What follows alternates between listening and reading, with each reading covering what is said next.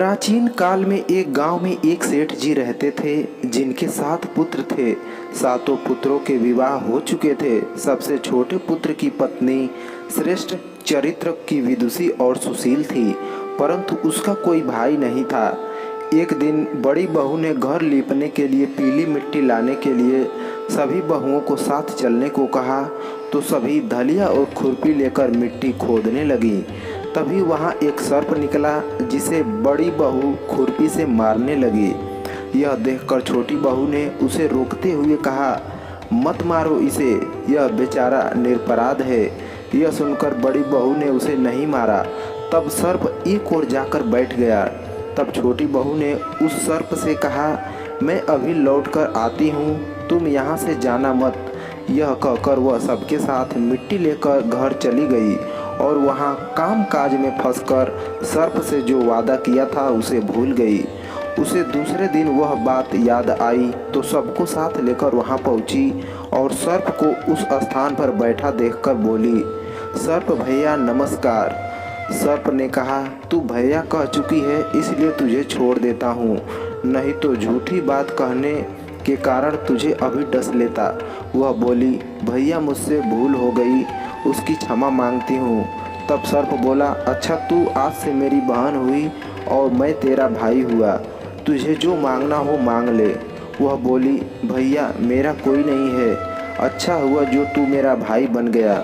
कुछ दिन व्यतीत होने पर वह सर्प मनुष्य का रूप रखकर उसके घर आया और बोला कि मेरी बहन को भेज दो। सबने कहा कि इसका तो कोई भाई नहीं था, तो वह बोला, मैं दूर के रिश्तेदार में इसका भाई हूँ, बचपन में ही बाहर चला गया था।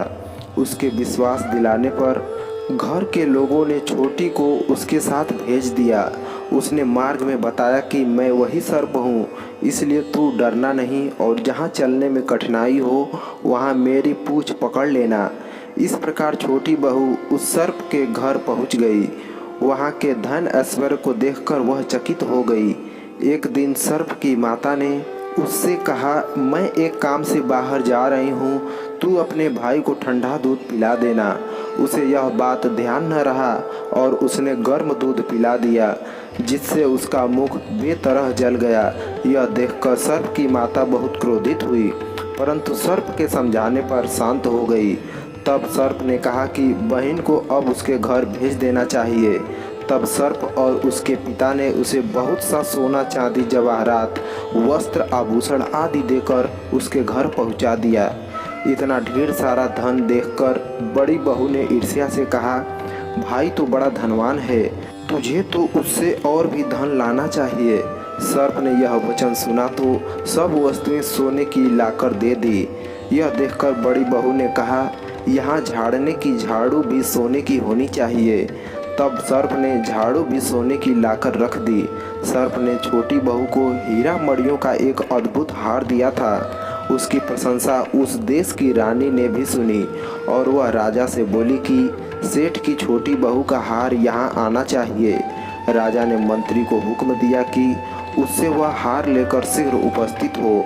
मंत्री ने सेठ जी से जाकर कहा कि महारानी जी छोटी बहू का हार पहनेंगी, वह उससे लेकर मुझे दे दो। सेठ जी ने डर के कारण छोटी बहू से हार मांगकर दे दिया। छोटी बहू को यह बात बहुत बुरी लगी। उसने अपने भाई सर्प को याद किया और आने पर प्रार्थना की, भैया रानी ने हार छीन लिया है, तुम कुछ ऐसा करो कि जब वह हार उसके गले में रहे तब तक के लिए सर्प बन जाए और जब वह मुझे लौटा दे तब हीरो और मणियों का हो जाए।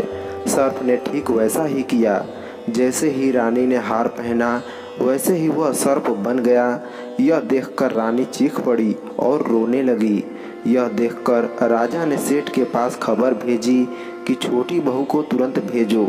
सेठ जी डर गए कि राजा न जाने क्या करेगा। वे स्वयं छोटी बहू को साथ लेकर उपस्थित हुए। राजा ने छोटी बहू से पूछा, तूने क्या जादू किया है, मैं तुझे दंड दूंगा। छोटी बहू बोली, राजन धृष्टता क्षमा कीजिए, यह हार ही ऐसा है कि मेरे गले में हीरो और मणियों का रहता है और दूसरों के गले में सर्प बन जाता है। यह सुनकर राजा ने वह सर्प बना हार उसे देकर कहा, अभी पहनकर दिखाओ। छोटी बहू ने जैसे ही उसे पहना वैसे ही हीरो मड़ियों का हो गया। यह देखकर राजा को उसकी बात पर विश्वास हो गया और उसने प्रसन्न होकर उसे बहुत सी मुद्राएं भी पुरस्कार में दी। छोटी बहू अपने हार और मुद्राओं सहित घर लौट आई। उसके धन को देखकर बड़ी बहू ने ईर्ष्या के कारण उसके पति को सिखाया कि छोटी बहू के पास कहीं से धन आया है। यह सुनकर उसके पति ने अपनी पत्नी को बुलाकर कहा, ठीक ठीक बता कि यह धन तुझे कौन देता है। तब वह सर्प को याद करने लगी। तब उसी समय सर्प ने प्रकट होकर कहा, यदि कोई मेरी बहन के आचरण पर संदेह प्रकट करेगा तो मैं उसे खा लूँगा। यह सुनकर छोटी बहू का पति बहुत प्रसन्न हुआ और उसने सर्प देवता का बड़ा सत्कार किया। उसी दिन से नाग पंचमी का त्यौहार मनाया जाता है और स्त्रियां सर्प को भाई मानकर उसकी पूजा करती हैं।